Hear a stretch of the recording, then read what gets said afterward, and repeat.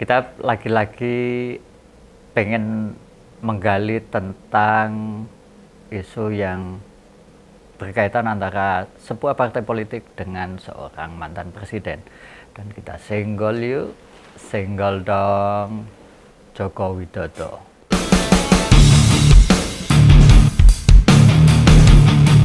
Ketika ada lontaran dari seorang politisi di PDI Perjuangan yang menyebutkan bahwa mantan Presiden Jokowi mengirim utusan kepada DPP PDIP untuk menahan diri, alias tidak memecat dirinya sebagai kader PDIP, rupanya membuat Jokowi marah. Dia emosional dan menjelaskan kepada wartawan bahwa dirinya sudah banyak diam, tidak banyak bereaksi, tidak banyak melontarkan komentar atau apapun yang berkaitan dengan dirinya, tapi ternyata omongan-omongan tentang dirinya masih saja terus terjadi.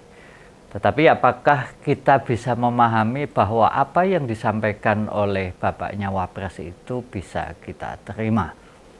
Dan apakah benar atau siapakah yang sebetulnya berbohong atau tidak jujur dalam perkara ini? Apakah hanya ada klaim saja dari petinggi DPP PDIP yang menyebutkan ada utusan Jokowi yang datang, ataukah memang benar bahwa Jokowi benar-benar tidak mengirimkan siapapun untuk melobi agar tidak ada pemecatan terhadap dirinya, serta dua anaknya yang kita semua tahu bahwa ketiga orang di keluarga Jokowi itu adalah kader PDI Perjuangan. Dan pemecatan ini terjadi ketika setelah Pilpres berlangsung, setelah Presiden Prabowo dan Wakil Presiden Gibran Raka Buming Raka resmi dilantik. Dan ini makin menunjukkan bahwa apa yang sudah dilakukan oleh partai politik terbesar di Indonesia dan memenangkan pemilu 3 kali berturut-turut itu menegaskan atau menunjukkan bahwa PDIP adalah salah satu partai yang komitmen dan konsisten untuk menegakkan aturan-aturan kepartaian secara jelas.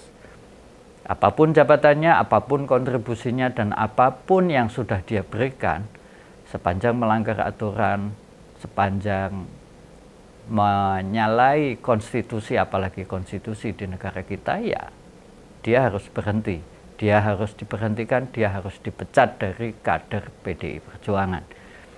Tentu isu ataupun lontaran tentang ada utusan yang datang ke DPP PDIP ini memang sangat mengganggu bagi Jokowi. Meskipun Jokowi kemudian membantah atau seolah-olah menghindar lah, apa sih kepentingan dia mengirim utusan supaya dirinya nggak dipecat? Mau bagaimanapun jelas kepentingannya sangat besar. Mau bagaimanapun sebagai mantan presiden 2 periode, mantan gubernur DKI 1 periode, 2 tahun lah.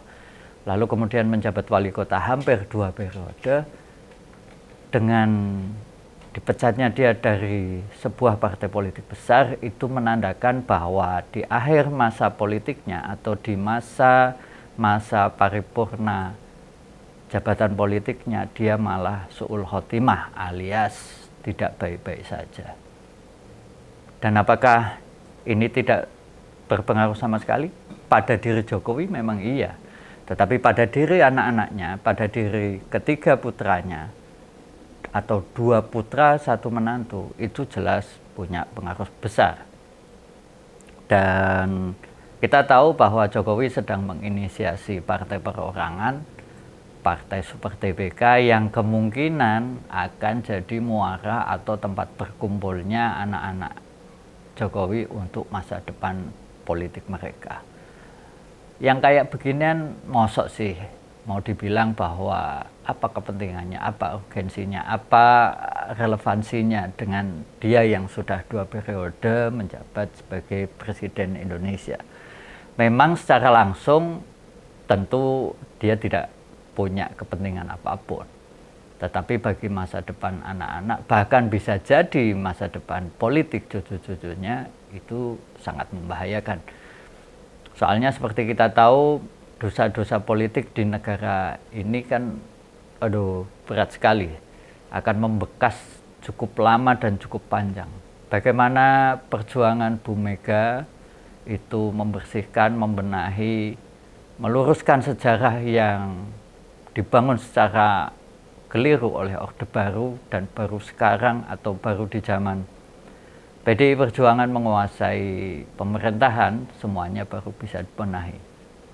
Presiden Soekarno baru diakui sebagai pencetus Pancasila, kemudian juga berbagai hal kontribusinya mulai diakui di negara ini. Ada juga salah satu tokoh yang sangat luar biasa, tokoh sejarawan, salah satu tokoh yang membangun sikap kritis di negara kita yang selama ini bahkan sampai dituding sebagai seorang komunis. Beliau adalah Pramoedya Anantatur yang menghasilkan karya-karya fenomenal, novel-novelnya sangat luar biasa yang mampu meletakkan jati diri bangsa dan diakui secara dunia internasional. Ya baru kali ini peninggalan Pramoedya Anantatur kemudian diakui secara nasional. Lalu juga di berikutnya masih ada tokoh-tokoh lain yang secara beban psikis maupun beban politik itu akan menciderai. Belum lagi tokoh-tokoh di level tingkat daerah kayak Bupati Atut misalnya, itu juga akan, anak turunnya pasti akan memberi atau mendapat dampak atau beban politik yang sangat luar biasa. Dan seorang Jokowi bukan berarti tidak paham atas semua itu. Dia sangat mengerti, dia sangat paham, dia memahami betul kalau isu-isu itu dibiarkan menjalar kemana-mana, masa depan Gibran Rakabuming Raka, kemudian Bobi Nasution dan Kaisang Pangarep itu akan tertutup sama sekali. Dan ini sangat membahayakan atau tidak dikehendaki oleh Jokowi. Nah, yang juga pantas kita cermati pada saat merespon adanya isu tersebut, dia terlihat sangat-sangat marah, dia terlihat sangat emosional. Bahkan wartawan-wartawan yang atau jurnalis yang berhadapan dengannya sampai terdiam, sama sekali tidak ada suara, dengan mimik muka yang serius dan menahan emosi.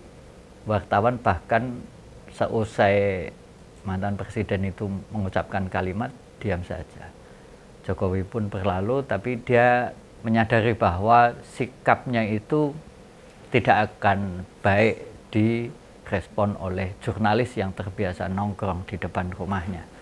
Makanya kemudian sesaat setelah menjawab itu, dia kemudian berbalik dan berusaha bertanya kembali. Oke, mungkin ada lagi kayak begitu. Nyatanya sudah tidak ada lagi jurnalis yang merespon karena tahu betul bahwa Jokowi sangat berkepentingan pada isu-isu yang beginian.